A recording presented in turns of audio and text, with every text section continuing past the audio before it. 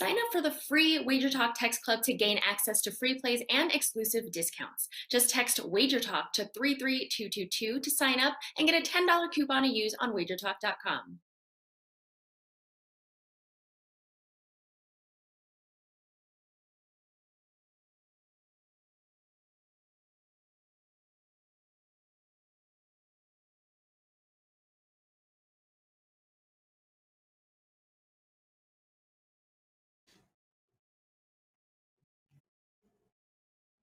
Welcome into First Pitch for Wednesday, September 8th. I am Drew Martin, your host, joined by Tony Finn and Matt Josephs of WagerTalk and SportsMemo.com, respectfully. We got 4 games on tonight's card. Best bets at the end.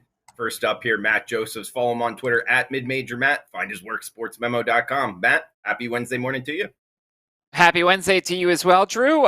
Really excited about the show today, as always. K-Props continuing to go really well for me. Another winning night. Last night, 3-2, 60% run over a very long term, over a couple of months, and really excited about that. Of course, we got the NFL tomorrow, college football this weekend, so always something fun to wager on at sportsmemo.com. Yeah, seeing it well in college football. Also, those K-Props, like you heard, guys. We'll get some good information on these games tonight for those. And without further ado, our closer, last, certainly not least here, Tony Slick Finn. Tony, welcome in. How you feeling, man? Good to be here. It's another good day. You know my mantra. So it's if when I wake up, it's a good day. So I'm ready to pick some winners, or play some winners, should we say? Always we pick them. Let's see if we can pull the trigger and play them. Let's get into it, guys. We're heading into looks like the Chicago White Sox and Oakland A's up first here. We're going with the nightcap first, 9:40 Eastern first pitch. Dallas Keuchel and Frankie Montas here, Matt. We're seeing what the A's about minus 165 favorites, 8.5 the total in the Coliseum. You interested in getting involved late night here, Matt? Nope, not interested. It's Oakland. I don't know how to play any Oakland games. Anything I say, basically the opposite happens. The only thing I'll point out is if you play DFS, Matt Chapman, 7 of 17 with 3 homers in his career against Keuchel, so I would try and slot him in. But other than that, anything I say with regards to Oakland usually is wrong, so I'll just pass it over to Tony. Tony, take it away. It's an interesting matchup. You know, it's funny. I did my due diligence I typically do, and I look for Chicago. I look a lot at recently because of some of the ways they're basically setting their lineups, resting a few players. They've had some injuries, topped their lineup obviously with Anderson, and but they continue to grind away, pitch well. Keuchel's not one of the arms I trust for the White Sox, and I do trust Cease. I do trust a lot of the guys. In fact, I trust the young Cease more than I trust any of the pitchers, to be honest with you. Keuchel's just not one of those guys. But I read it many times, more than once this morning, that this was one of the games that was projected to be one of the lower scoring games. When Keuchel's involved, I just disagree. I mean, this is a guy that doesn't miss bats. He is just not who he was 5 years ago. He's an innings eater. And while Oakland's as for Matt, I find Oakland very similar to that. They're not consistent with their bat. One day they're bombing, hitting 4 or 5 home runs. The next day they might be fortunate enough to have a walk off, and the next day they may not get but 3 hits against a guy you expect them to really pound. So in this case, I'm not on the game. However, if I was, I would disagree with the under or low scoring game here. I would be to the over. Yeah, with Dallas Keuchel on the hill, I don't disagree with that, Tony. Also looking here at sidewise, guys. I mean, the Oakland A's, I know they're at home. They're I guess you could say, within a puncher's distance of the playoffs here, 7 games back. Wild card 3.5 games back. The thing is, they've lost 4 straight games, and you're laying $1.65. I know they're going up against Dallas Keuchel. He's not a great pitcher, but that still seems a little pricey to me in the nightcap. But we'll move down the list here to game number 2. We got Philadelphia and Milwaukee here, Tony. We're seeing the Phillies going with Kyle Gibson on the hill as the underdog, and Peralta for the Brew Crew. We know he's been good over the course of the year. Minus 170 favorites is what we saw this open up at. We're seeing mostly minus 155 looking at the Wager Talk odds screen. You liking anything here, Phils and Brew Crew tonight, Tony? Well, the Brewers were pretty impressive yesterday. I mean, they basically showed some of their cream. It rose to the top yesterday against the Phillies. This really, Peralta may be the best as far as raw stuff goes. He might be the best pitcher on the hill of all the games tonight. He rates number 15 in my charts as far as rankings go for pitchers, which is subjective, and there's a lot of my variables that others would disagree with. Gibson's not one of those guys. He's barely in the top 100 for pitchers. Mooch, who's behind the plate, really is an extreme pitcher's umpire. If anyone's going to be helped here, it's probably going to be Gibson, because Peralta has more swing and miss stuff. He's one of those guys like Assis who doesn't get swing and miss. He doesn't care too much about getting the calls on the black or high or low in the zone. If you're seeing swings and misses with Peralta, then it's going to probably be a pretty good day, especially if they're abundant in the early goings. One of the colder games today, I guess Matt would know. I was surprised to see that it was going to be maybe 69, 68 degrees at first pitch. Got a 10-mile-an-hour wind blowing out to center field. I think that benefits, believe it or not, I think it benefits Milwaukee. And while I'm not going to lay there's been a 20-cent steam on this already. I think it's open about minus 150, 155. If I was on this game, I would be on Milwaukee, but I hesitate playing that much on this Milwaukee team against a Philly team who's desperate, and I don't play run lines on home teams. So I'll pass.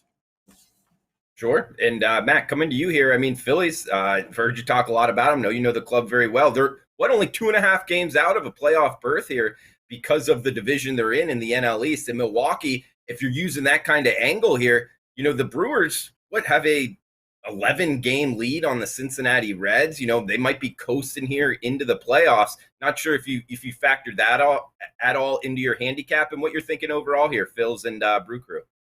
No, I'm not. And I wonder if the Miller Park is actually going to have the roof closed. So I would say that there probably wouldn't be any sort of weather potentially in this game because they had the roof closed yesterday. They had the roof closed yesterday. So I just wonder if maybe it's going to be closed again tonight, if it's going to be cold or if it's not beneficial to the Milwaukee bats here. I've never been a Kyle Gibson guy. I just never have. I think he has mediocre stuff. I know he was an all-star this year. I don't think he's that good of a pitcher, and he's definitely not a guy that I like to back here, especially with an inconsistent offense. I mean, look, the Phillies put up double-digit runs in the first game of this series against Brandon Woodruff, and then last night against Eric Lauer, who's nothing very good, they couldn't score at all. So, when you have an inconsistent pitcher and an inconsistent lineup, I'm not going to back that side. The interesting thing will be Peralta, second start off the IL. Will they let him go a little bit deeper? Last time out, he wasn't very good against the Cardinals, and so that was certainly an issue to watch here.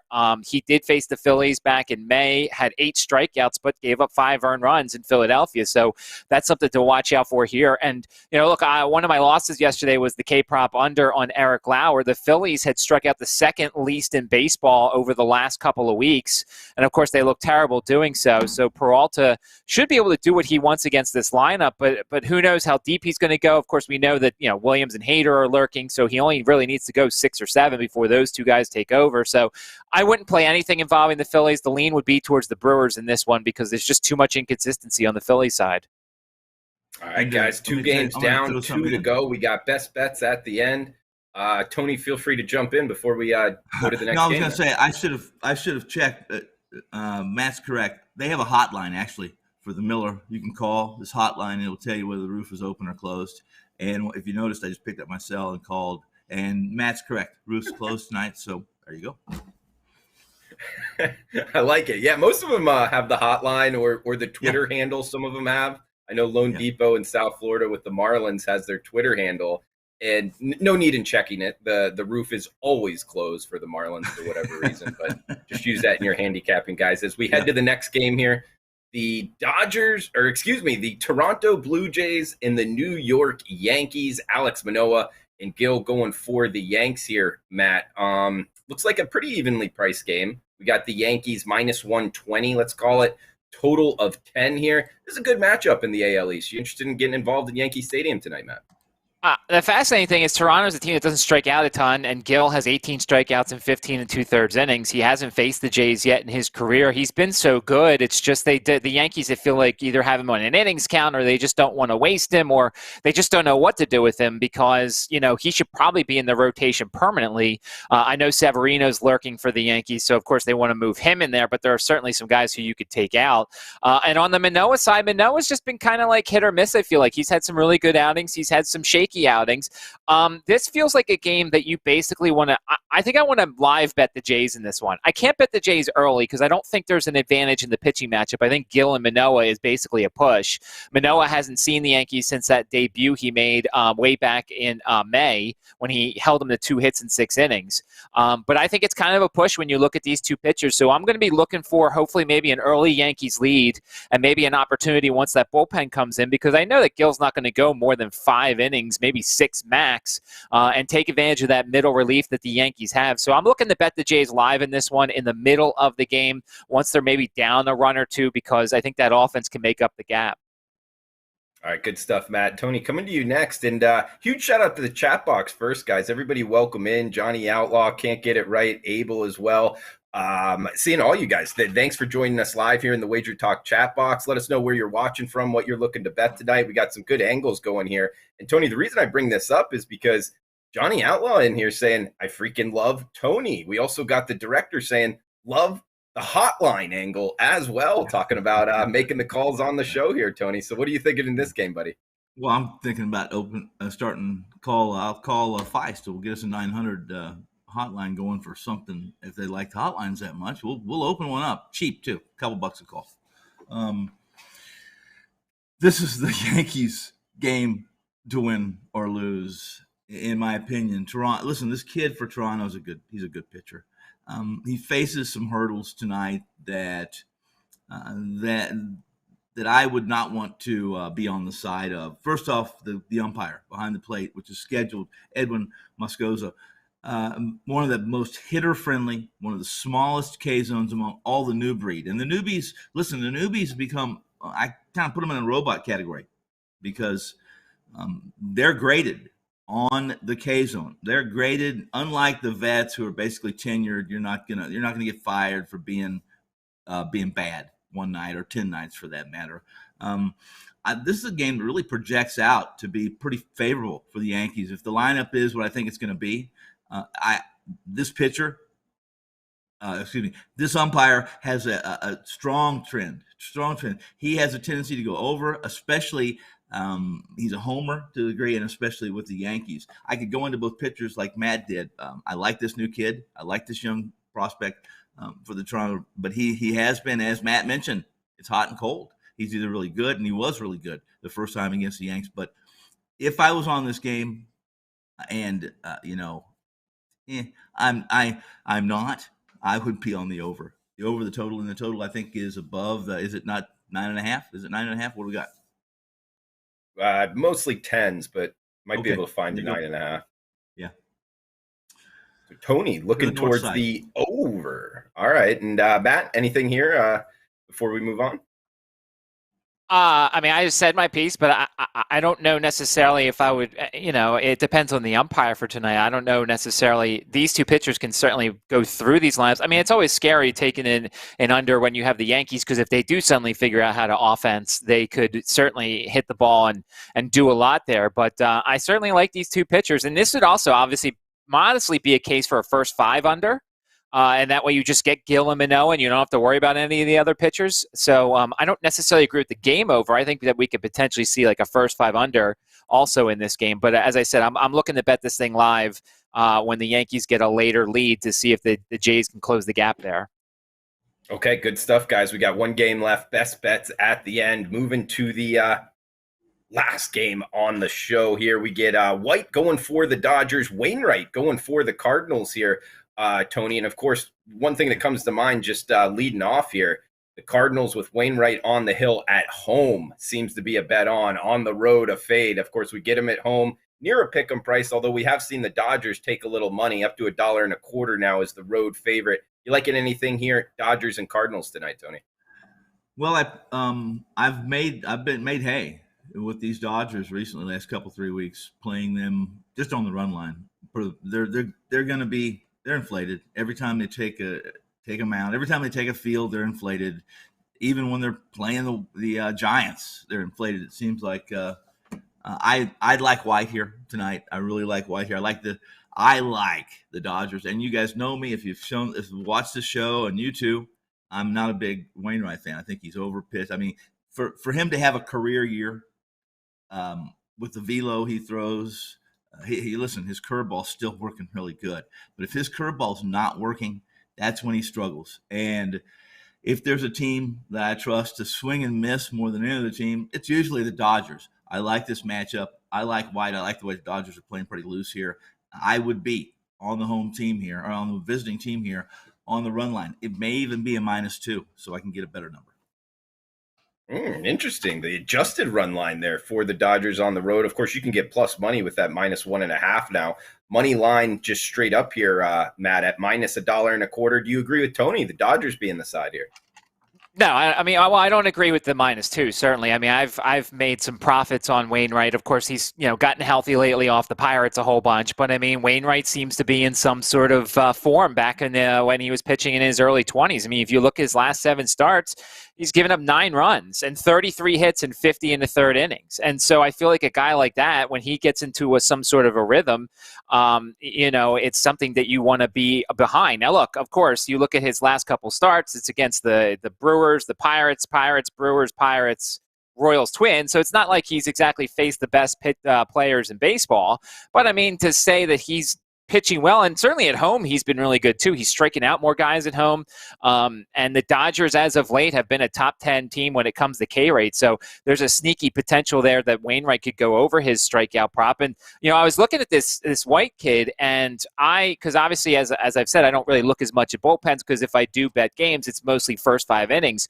White's kind of a sneaky strikeout guy. 6 strikeouts the last 2 times he was out there. He had 4 in Philadelphia. He had 5 against Arizona. A lot of the books have hung a 4.5 with plus money to the over. My only worry is that I don't know how many innings they have him slotted, because he went 3 1/3 his last time against Colorado. Then he went 7 1/3 before that, 4, 3 2/3. So if you're feeling dangerous tonight, I would consider the over here for his strikeout prop. I wouldn't put a ton on it, like a unit, half a unit, whatever it is, because it's plus money. But there's a very good chance, or there is a chance, if he goes 3 or 4 innings, he could go over that. By the way, he's seen the Cardinals once this year, went 1 inning, had 3 strikeouts. So it's not like he didn't have success the last time. So if you're feeling like you want to throw a little bit down on it and you see plus money, maybe look at the plus money on over 4.5 strikeouts for Mitchell White. It's nothing I would go big on, but his numbers are better than I thought they would be. So it all depends on how long he goes, but he could certainly get these strikeouts in order tonight.